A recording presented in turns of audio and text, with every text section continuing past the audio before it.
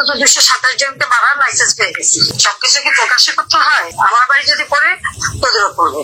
এবার প্রাণঘাতের হুমকি দিলেন ক্ষমতাচ্যুত সাবেক প্রধানমন্ত্রী শেখ হাসিনা। আন্তর্জাতিক অপরাধ ট্রাইব্যুনালে উঠে এসেছে ফাঁস হওয়া এক ভয়াবহ কল রেকর্ড, যেখানে শেখ হাসিনা স্পষ্ট হুঁশিয়ারি দিয়ে বলেন, যারা তার বিরুদ্ধে কাজ করবে তাদের পরিণতি হবে ভয়াবহ। মামলা পরিচালনায় সংশ্লিষ্ট প্রসিকিউটর, তদন্ত কর্মকর্তা, আইন শৃঙ্খলা বাহিনী ও আদালতের কর্মচারীদের ভয়াবহ পরিণতি নিশ্চিত করা হবে বলে হুঁশিয়ারি দেন তিনি। ডিসেম্বর পর্যন্ত তোমাদের ওই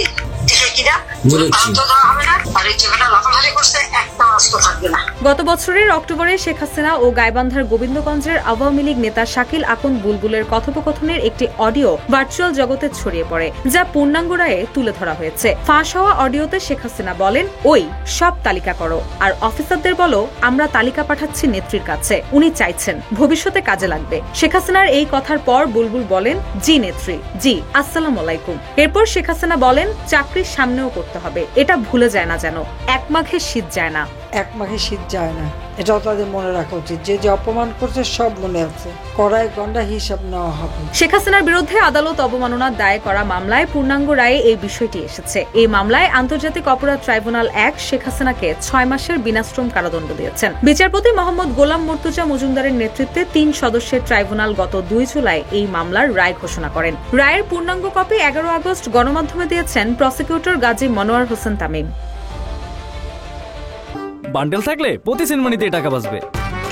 বিকাশ সেনমানি বান্ডেল কিনে জিতুন প্রতি লেনদেনে। এদিকে বুলবুলের সঙ্গে কথোপকথনের মাঝামাঝি সময়ে শেখ হাসিনা কি বলেছেন সেটিও রায়ে উল্লেখ করা হয়েছে। তিনি বলেছেন, আমার তো সারা বাংলাদেশে 227টি মার্ডার কেস, তোমরা তালিকা করো, ধরো অন্তত 227 জনকে মারার লাইসেন্স পেয়ে গেছি। এক মামলায় যে শাস্তি আর 250 মামলায়ও সেই শাস্তি, তাই না? তো ঠিক আছে, সেই শাস্তি নেব, কিন্তু তার আগে 250 হিসাব করে নেব, এটা যেন মাথায় থাকে। বুলবুলের কাছে শেখ হাসিনা 227 জনকে হত্যার দৃঢ় সংকল্প প্রকাশ করেছেন, সেজন্য বুলবুলকে তিনি 227 জনের একটি তালিকা তৈরি করতে বলেছেন। আমার তো সারা বাংলাদেশে 227টা মার্ডার কেস, আমি বলছি সবাই তালিকা করো, তোমরাও তালিকা করো, কারণ অন্তত 227 জনকে মারার লাইসেন্স পেয়ে গেছি।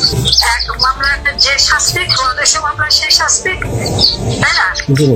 তো ঠিক আছে, সেই শাস্তি নেবো, কিন্তু তার আগে ওই 200 হিসাব করে নেবো। অডিওতে শেখ হাসিনাকে আরো বলতে শোনা যায়, একটা কথা আমি বলি, তোমাদের কার বাড়িঘর পোড়াইছে কে? তখন বুলবুল বলেন, ওরাই নেত্রী, সবাই জামাত বিএনপি। এরপর শেখ হাসিনা বলেন, তাদের বাড়িঘর নাই? বুলবুল বলেন, আছে নেত্রী। উত্তরে হাসিনা বলেন, তাহলে সবকিছু কি প্রকাশ্যে করতে হয়? বুলবুল বলেন, জি না। এরপর শেখ হাসিনা বলেন, আমাদের ঘরবাড়ি নাই, তাদেরও ঘরবাড়ি থাকবে না। কথোপকথনের এই বিষয়টিও রায়ে তুলে ধরে বলা হয়েছে, শেখ হাসিনা এসব বলে প্রতিদ্বন্দ্বী নেতাকর্মীদের বাড়িঘর পুড়িয়ে দিতে বুলবুলকে উস্কে দিয়েছেন।